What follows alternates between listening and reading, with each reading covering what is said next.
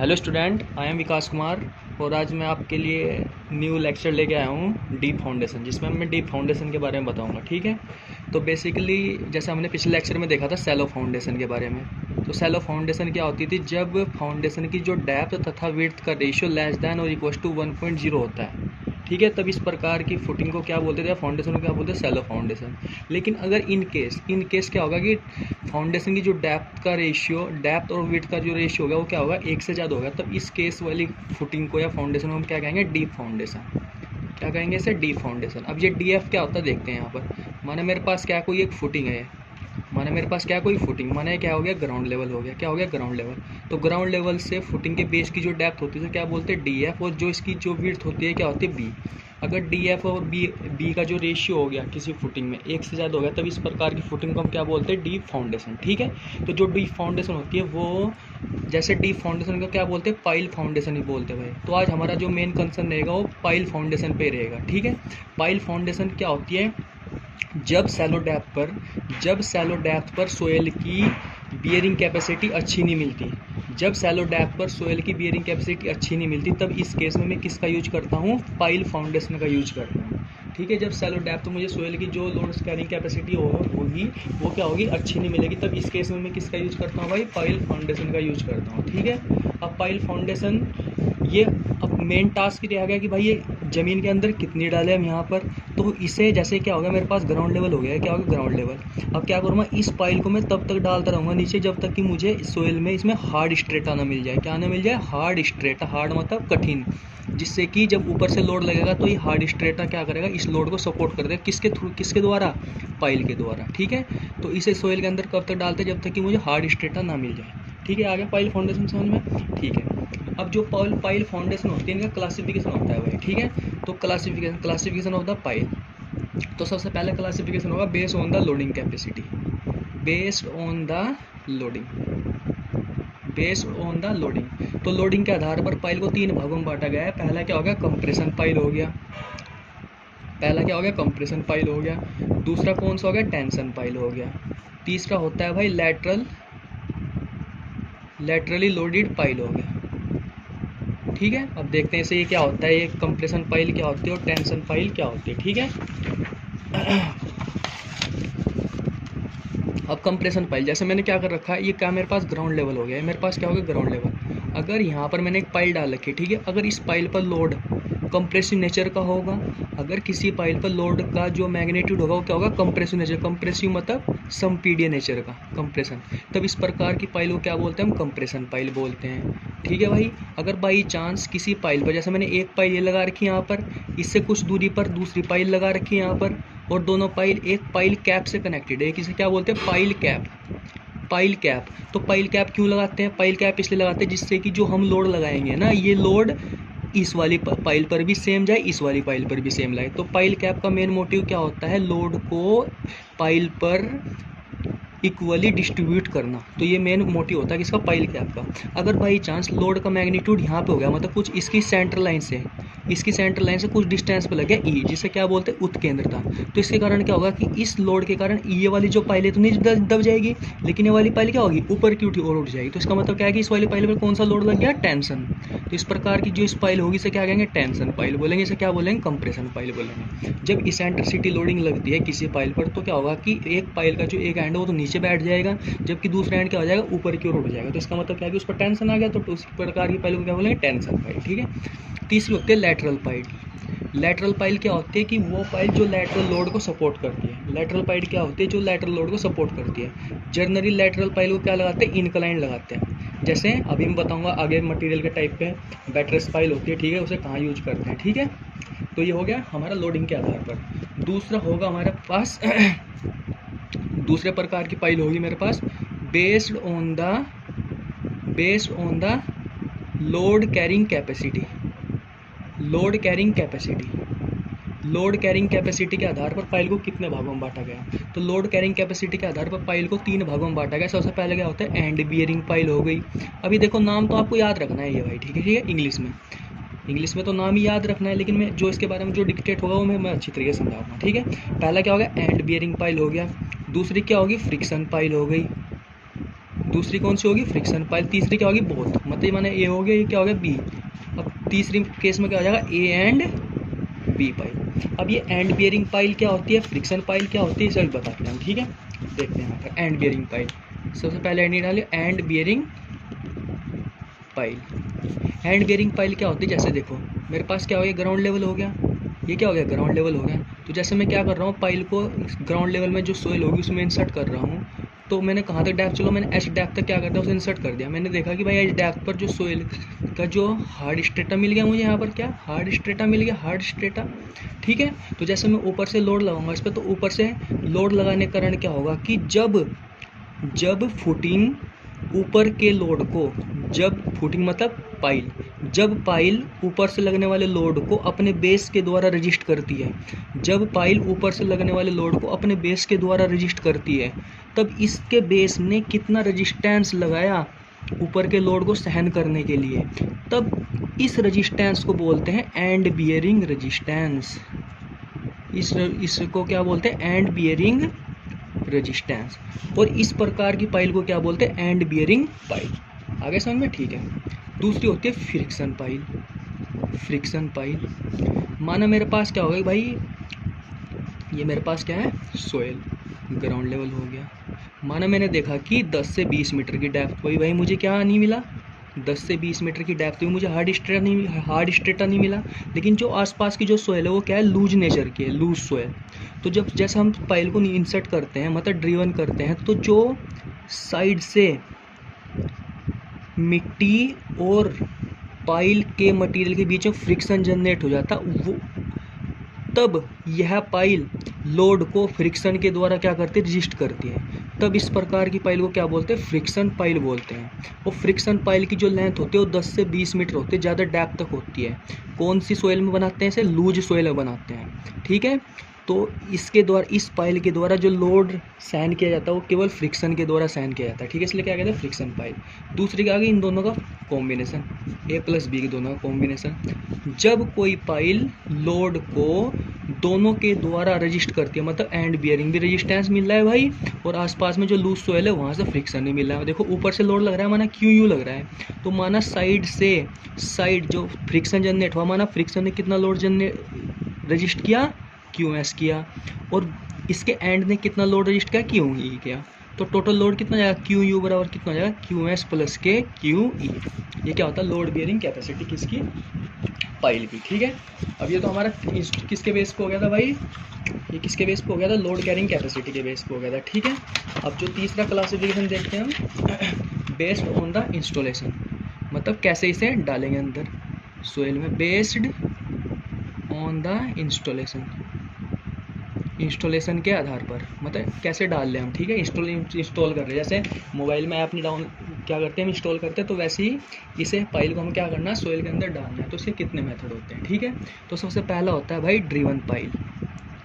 पहला क्या होता है, ड्रिवन पाइल हो गया। ड्रिवन पाइल को क्या बोलते हैं, डिस्प्लेसमेंट पाइल भी बोलते हैं इसे। अभी क्यों बोलते हैं वो बताऊंगा अभी। ड्रिवन पाइल को क्या बोलते हैं, डिस्प्लेसमेंट पाइल। ड्रिवन पाइल मतलब क्या होती है, देखो ड्रिवन पाइल क्या होता है, अब देखते हैं driven pile and displacement pile, ठीक है। ड्रिवन पाइल क्या हो गया, मेरे पास क्या है, सोयल है, मेरे पास क्या है, ग्राउंड लेवल, ये मेरे पास क्या है, ग्राउंड लेवल। अब ड्रिवन पाइल मैंने क्या कर दिया, कास्ट इन सीटू भी होती है ड्रिवन पाइल, और कास्ट इन सीटू भी होती है, और क्या होती है, लेबोरेटरी कास्ट भी होती है। जैसे मैंने लैब में कोई पाइल बनाई, लैब में से पाइल लेके मैं किसी साइट पे चले गया, और उस साइट पे मुझे उस पाइल को क्या करना है, सोइल में क्या करना है, इंसर्ट करना है। तो क्या करूँगा भाई, मैं यहाँ से इसे सोइल में डाल दूँ, मैं यहाँ से। अब इस सोइल के कारण, अब इस पाइल के कारण यदि आसपास की मिट्टी डिस्प्लेस हुई, मिट्टी तो कुछ ना कुछ डिस्प्लेस होगी भाई, जैसे मैं ऊपर से डाल रहा हूँ कोई चीज़ ज़मीन के अंदर डाल रहा हूँ, तो जो आसपास की जो मिट्टी होगी तो डिस्प्लेस होगी, अपने स्थान से हटेगी। तो ये क्या होगी, देखो अपने स्थान से हट गई। तब इस प्रकार की पाइल को क्या बोलते हैं, डिस्प्लेसमेंट पाइल। वो पाइल जिसे इंस्टॉल करने के समय आसपास की सोयल अपने स्थान से हट जाए, तब इस प्रकार की पाइल को क्या बोलते हैं, डिस्प्लेसमेंट पाइल, ठीक है। अब ये डिस्प्लेसमेंट पाइल ये दो प्रकार की होती है, तो लार्ज डिस्प्लेसमेंट पाइल होती है, दूसरी क्या होती है, स्मॉल डिस्प्लेसमेंट पाइल होती है। माना पाइल का जो डायमीटर है कितना भाई, यहाँ पर डी, माना पाइल का डायमीटर कितना यहाँ पर डी। अगर मिट्टी जो आसपास की जो मिट्टी है, माना जो आसपास की मिट्टी का जो डायमीटर कितना होगा, कैपिटल डी। अगर ये कैपिटल डी अगर ये कैपिटल डी लेस दैन और इक्वल टू 3.5 इंटू डी होगा, अगर ये capital D less than equal to 3.5 into D होगा तब इसे क्या कहेंगे, लार्ज डिस्प्लेसमेंट पाइल बोलेंगे। अगर ये capital D less than equal to 2D होगा इसे क्या कहेंगे, स्मॉल डिस्प्लेसमेंट पाइल बोलेंगे। ठीक है, अब देखो जैसे मैं इसे पाइल को क्या कर रहा हूँ, इंस्टॉल कर रहा हूँ, तो आसपास की जो मिट्टी होगी क्या होगी, देखो पहले यहाँ मिट्टी लूज स्टेट में थी, जब आसपास की मिट्टी होगी क्या होगी, एक दूसरे के मतलब इधर जाएगी तो क्या होगा, पार्टिकल टू पार्टिकल कॉन्टैक्ट बहुत अच्छा हो जाएगा। तो ध्यान रखना डिस्प्लेसमेंट पाइल को जब हम किसी सोयल में ड्रिवन करते हैं, डालते हैं, तो इसके कारण सोयल की लोड बियरिंग कैपेसिटी क्या हो जाती है, इंक्रीज हो जाती है। ध्यान रखना, क्योंकि जब हम ऊपर से डालेंगे तो जो आसपास की जो सोयल हो क्या हो जाएगी भाई, कॉम्पैक्ट होगी, मतलब सोयल के पार्टिकल एक दूसरे के पास आने की कोशिश करेंगे। तो मैंने तो तुम्हें बता रखा है जो पार्टिकल टू पार्टिकल जो कॉन्टैक्ट अच्छा हुआ तो इफेक्टिव स्ट्रेसिस बढ़ जाएगी, इफेक्टिव स्ट्रेसिस बढ़ जाएगी तो सोयल की लोड सहन करने की क्षमता क्या हो जाएगी, बहुत ही ज़्यादा बढ़ जाएगी। ठीक है, तो ध्यान रखना डिस्प्लेसमेंट पाइल के कारण क्या होगा, सोयल की लोड बियरिंग कैपेसिटी क्या हो जाती है, बढ़ जाती है। ठीक है, दो प्रकार की होती है ये। अगर डायमीटर जो डिस्प्लेसमेंट जो सोयल का पूरा डायमीटर कैपिटल डी अगर less than equal to 3.5 D हो गया तो इसे क्या कहेंगे हम यहाँ पर, लार्ज डिस्प्लेसमेंट पाइल। यदि less than equal to 2D होगा तो इसे क्या कहेंगे, स्मॉल डिस्प्लेसमेंट पाइल। ठीक है, अब दूसरे प्रकार की पाइल होती है बोर्ड पाइल, बोर्ड पाइल, और इसे क्या बोलते हैं, नॉन डिस्प्लेसमेंट पाइल भी बोलते हैं, non displacement pile. Board pile क्या होती है, बोर करते हैं, सबसे पहले गड्ढा कर देंगे हम, जमीन में क्या कर दिया, गड्ढा कर दिया। अब जमीन में गड्ढा करने का इसे क्या बोलते हैं, कास्ट इन सीटू पाइल बोलते हैं। जमीन में गड्ढा कर दिया मैंने यहाँ पर।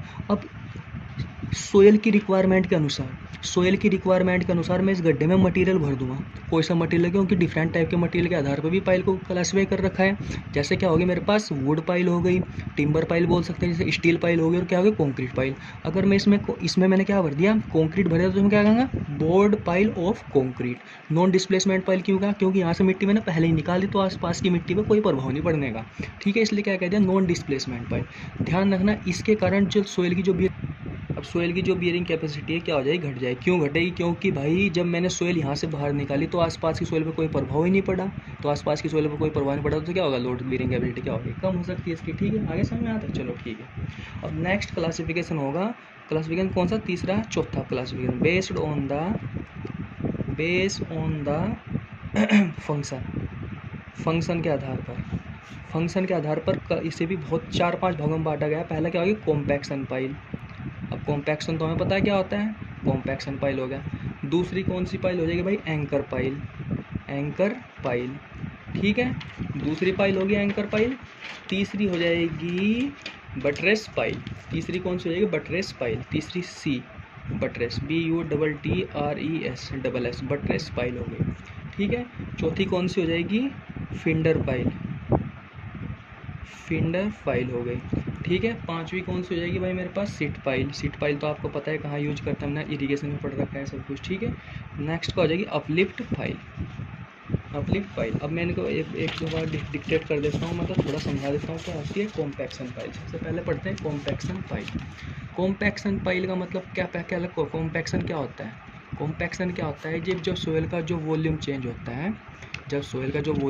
है, वो एयर वॉइड के रिमूव होने के कारण होता है, तब इस प्रकार की घटना को क्या बोलते हैं, कॉम्पैक्शन बोलते हैं। अब मैंने देखा होगा, जैसे मैं तो वही बताया है लास्ट में डिस्प्लेसमेंट पर, तो इसे हम डिस्प्लेसमेंट पाइल ही बोल सकते हैं, डिस्प्लेसमेंट पाइल ही बोल सकते हैं। क्योंकि जब हम पाइल को क्या करेंगे, यहाँ पे डालेंगे तो इसके कारण जो आसपास की जो सोयल हो क्या होगी, एक दूसरे के पार्टिकल टू पार्टिकल कॉन्टैक्ट में जाने की कोशिश करेगी, तो क्या होगा, जो उनके बीच में जो वॉइड्स होगा वो क्या रिमूव हो सकता है। ठीक है, तो इस प्रकार की पाइल को बोलते हैं कॉम्पैक्शन पाइल। आगे समझो कॉम्पैक्शन पाइल। अब ध्यान रखना कॉम्पैक्शन पाइल का यूज बेसिकली कहाँ करते हैं, कॉम्पैक्शन पाइल का यूज बेसिकली वहाँ करते हैं जहाँ पर अर्थक्वेक के आने के चांस बहुत ही ज़्यादा होते हैं। ध्यान रखना, ये इंपॉर्टेंट क्वेश्चन है। जहाँ पर अर्थक्वेक के आने के चांस बहुत ज़्यादा होते हैं वहाँ इस कौन सी पाइल का यूज करते हैं, कॉम्पैक्शन पाइल का यूज करते हैं बेसिकली। ठीक है, नेक्स्ट क्या हो गया, फेंडर पाइल। अब जैसे क्या हो गया, मेरे पास ये क्या है, यहाँ पर ग्राउंड वाटर टेबल है, तो ग्राउंड वाटर टेबल के जस्ट बगल में जो पाइल होगी, अगर देखो एक पाइल लगा दी मैंने, इसकी बगल में क्या है, यहाँ पर सोयल है, तो फिंडर पाइल का यूज कब करते हैं, जब पाइल के एक साइड में वाटर हो जबकि दूसरे साइड में सोयल हो, तब सोयल को वाटर में जाने से रोकने के लिए जिस पाइल का यूज करते हैं उसे क्या बोलते हैं, फिंडर पाइल बोलते हैं। ये चीज़ आपको याद रखनी है।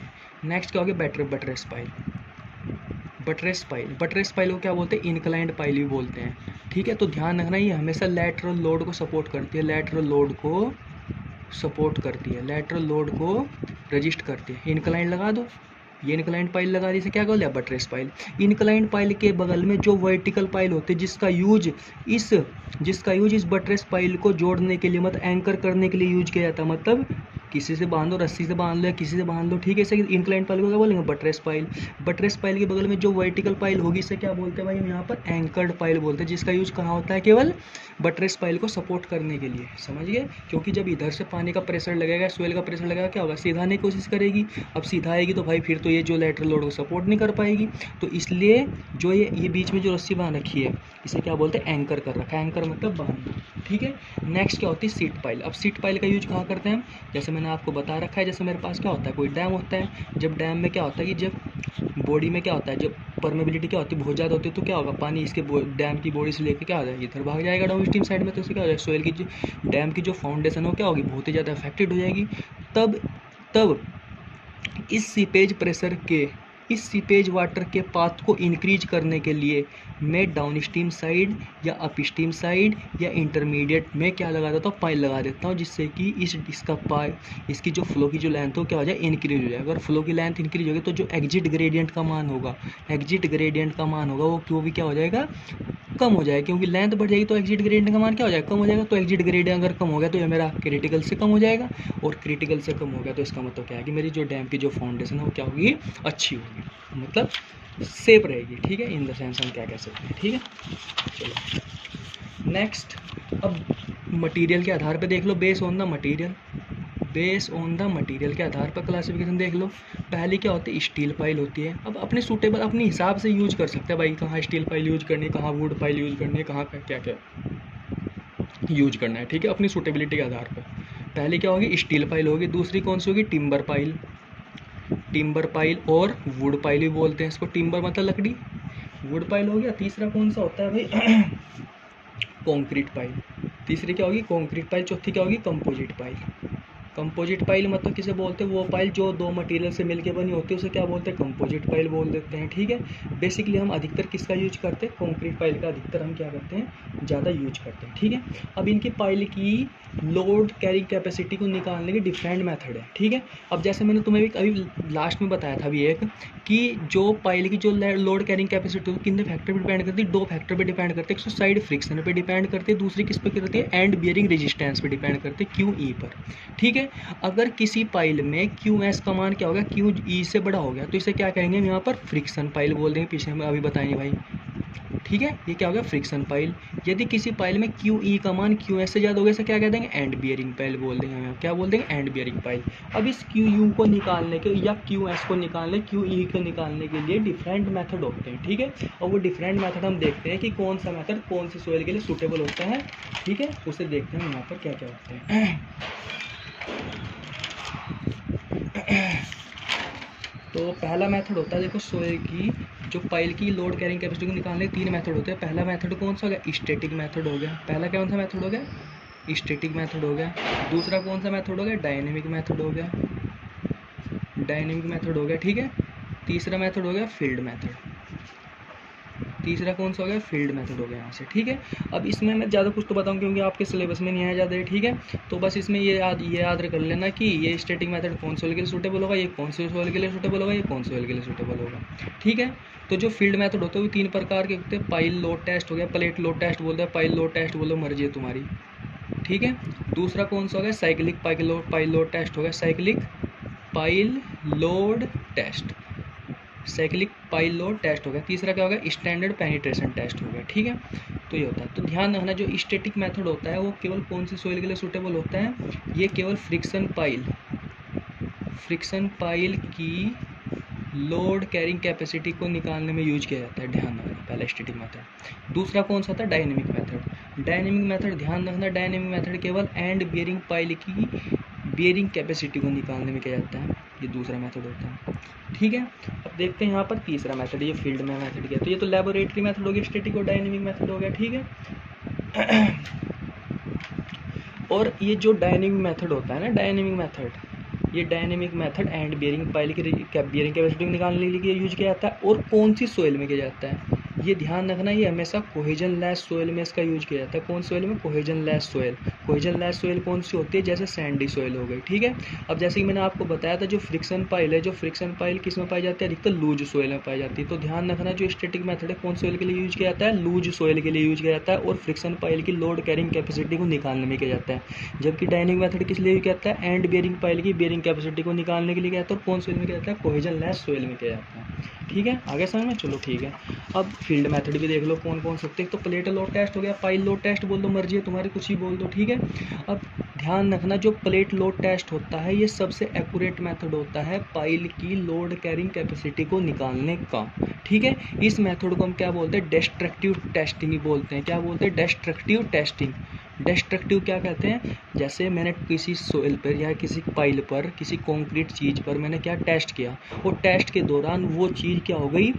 टूट गई।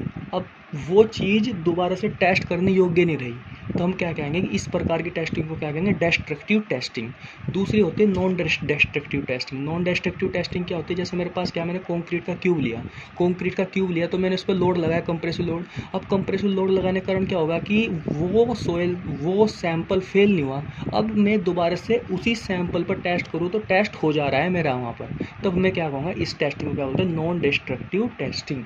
आगे समझ में? ठीक है। नेक्स्ट क्या होता है? ये तो पाइल प्लेट लोड टेस्ट मैंने आपको बता रखा क्या होता है, ठीक है। दूसरा क्या होगा? Cyclic plate load test, cyclic या पाइल लोड टेस्ट बोल दो। तो ध्यान रखना, cyclic pile load test, cyclic pile load test CPLT, ठीक है। साइक्लिक पाइल लोड टेस्ट का यूज उस पाइल के लिए किया जाता है जो लोड को एंड बियरिंग के द्वारा भी रजिस्ट करती है और फ्रिक्शन के द्वारा भी रजिस्ट करती है। तो हम क्या कह सकते हैं? इसके द्वारा QS का मान भी निकाला जाता है और QE का मान भी निकाला जाता है, ठीक है। ये चीज़ आपको याद रखनी है, ठीक है भाई।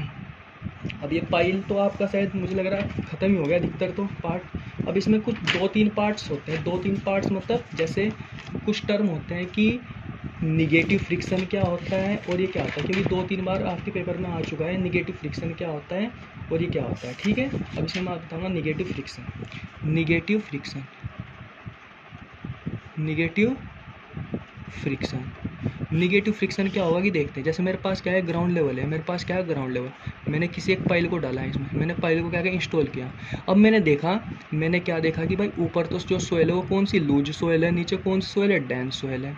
तो मैं जब मैं ऊपर से लोड लगाऊंगा, जब मैं इसे डालूंगा, तो इसके कारण क्या होगा कि पाइल के कारण जब लूज सोइल का सेटलमेंट, ध्यान रखना निगेटिव फ्रिक्शन क्या होता है? जब लूज सोइल का सेटलमेंट, जब लूज सोयल का सेटलमेंट, सेटलमेंट मतलब दबना, ज़्यादा हो जाए, ज़्यादा हो जाए देन द पाइल। इसका मतलब क्या है कि लूज सोइल ज़्यादा बैठ गई लेकिन पाइल ज़्यादा नीचे ही नहीं गई वहाँ पर।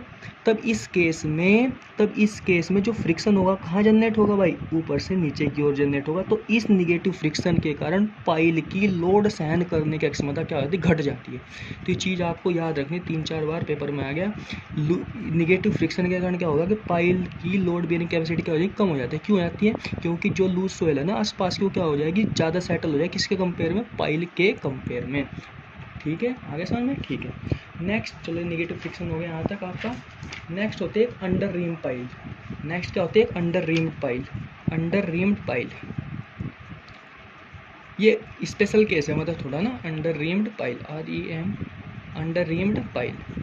अंडर रीम्ड पाइल को क्या बोलते हैं? बल्ब पाइल भी बोलते हैं वैसे। क्या बोलते हैं? बल्ब पाइल भी बोलते हैं। तो सबसे पहला क्वेश्चन तो ये आता है कौन सी सोइल के लिए सूटेबल होता है, किस सोइल में इसका यूज किया जाता है। तो ध्यान रखना, वो सोइल जिसमें स्वेलिंग ज़्यादा हो या श्रिंकेज ज़्यादा हो। अब अपने दिमाग से बताओ सोच के कि ऐसी कौन सी सोइल होती है जिसमें स्वेलिंग बहुत ज़्यादा होती है और जिसमें स्वेलिंग और श्रिंकेज बहुत ज़्यादा होता है। तो मैंने तो आपको बता रखा था कि वो सोइल जिसमें मोंट मोरिलोनाइट की क्वांटिटी बहुत ज़्यादा होती है तो उस सोइल में ज़्यादा स्वेलिंग होती है, ज़्यादा श्रिंकेज होता है। तो ऐसी कौन सी सोइल होगी वो? तो ध्यान रखना, black cotton soil, black cotton soil. तो ब्लैक कॉटन सोइल में जनरली किसका यूज किया जाता है? अंडर रीम्ड पाइल का यूज किया जाता है। अब अंडर रीम्ड पाइल दिखने में कैसी होती है? अंडर रीम्ड पाइल दिखने में कैसी होती है, वो कैसी होती है देखते हैं यहाँ पर, ठीक है।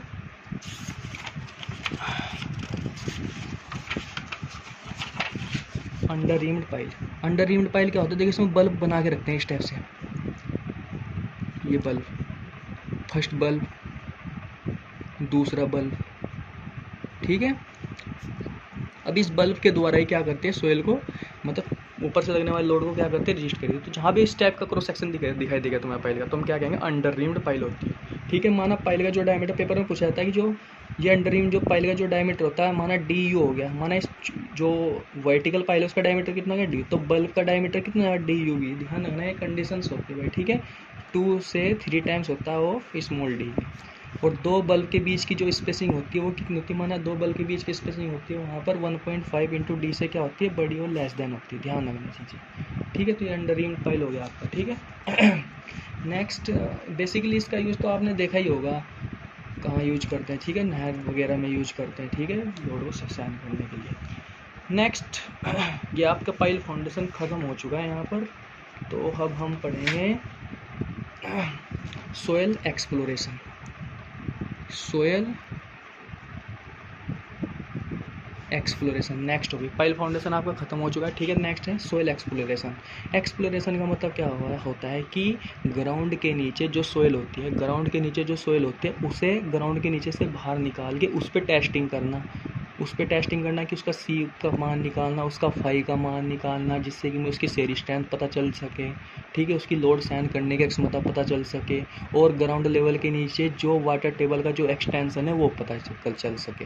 ठीक है, तो सोयल एक्सप्लोरेशन का मतलब क्या होता है, बेसिकली ग्राउंड लेवल के नीचे जो सोयल होगी उसे खोद के बाहर निकालना, जिससे कि उस सोयल में अपने डिफरेंट टेस्टिंग करके उस सोयल की लोड कैरिंग कैपेसिटी को बता सकूँ, उस सोयल की बेयरिंग कैपेसिटी को बता सकूँ, उस सोयल की सेरी स्ट्रेंथ को बता सकूँ, उस सोयल की परमेबिलिटी को बता सकूँ।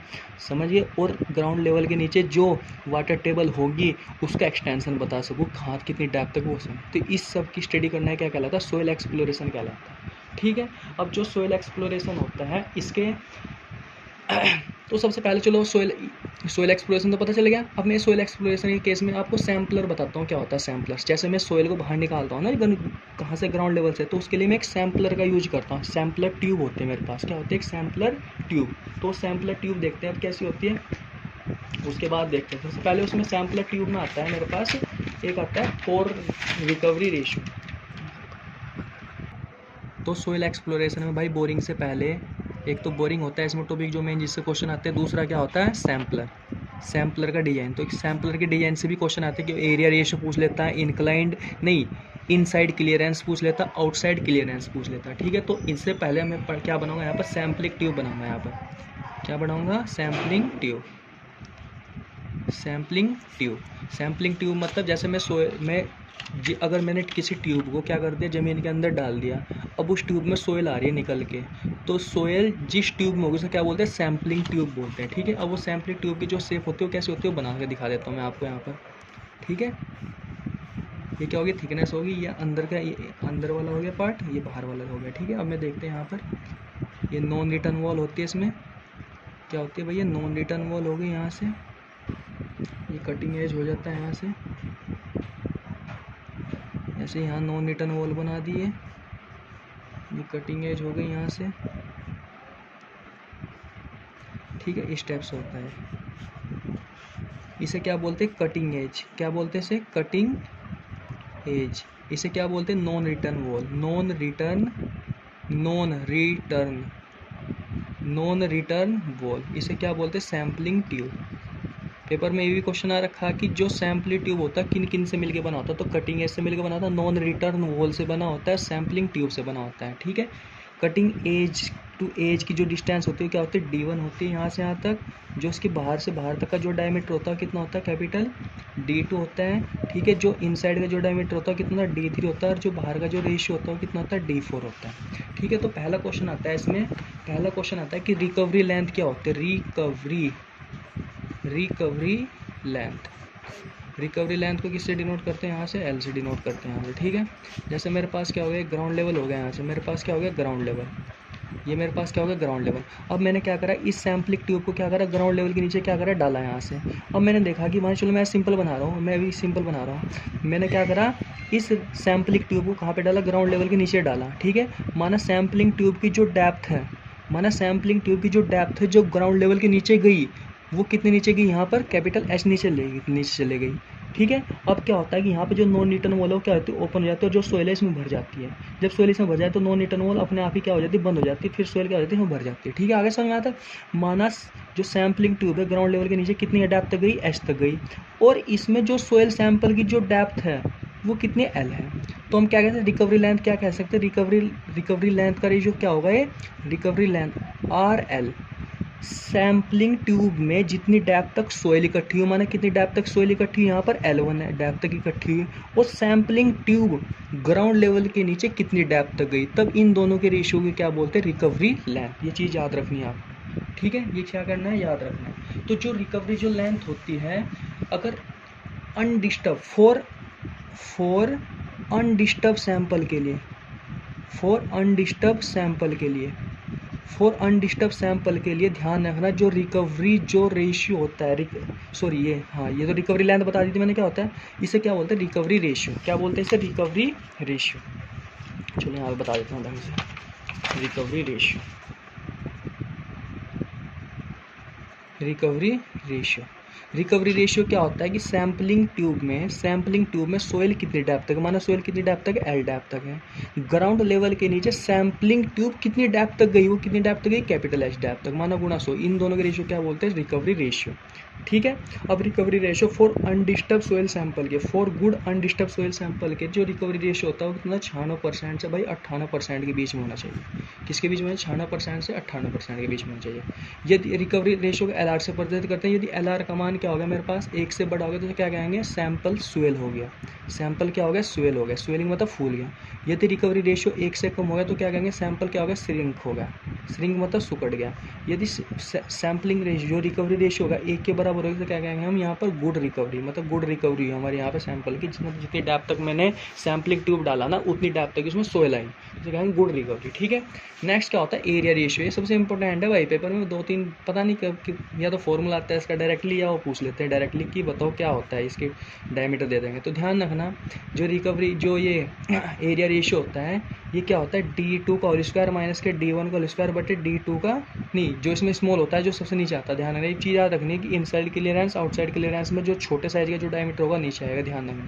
तब इन दोनों के रेशियो क्या कहेंगे यहाँ पर, एरिया रेशियो। तो फॉर गुड सैंपल या गुड रिकवरी के लिए जो एरिया रेशियो का मान होगा ना वो हमेशा लेस दैन इक्वल टू 10% होना चाहिए, ये चीज़ याद रखना। नेक्स्ट क्या होगा, इनसाइड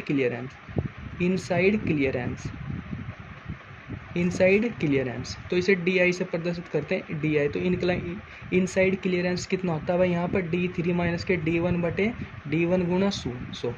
तो गुड रिकवरी सोइल सैंपल के लिए इनक्लाइड क्लियरेंस कितना होना चाहिए, 1% से 3% के बीच में होना चाहिए, 1% से 3% के बीच में होना चाहिए। नेक्स्ट क्या होता है, आउटसाइड क्लियरेंस कितना होता है भाई यहाँ पर, DO आउटसाइड क्लियरेंस DO बराबर कितना होता है यहाँ पर, D2 माइनस के D4 बटे D2 गुणा 100। ये D2 D1 D3 D4 ये मैंने आपको पिछले सैम्पल्स में बता दिया क्या क्या होता है। तो फॉर गुड उसके लिए कितना होता है, ये 0 से 2% के बीच में होता है। ठीक है, तो ये चीज़ आपको याद रखनी है।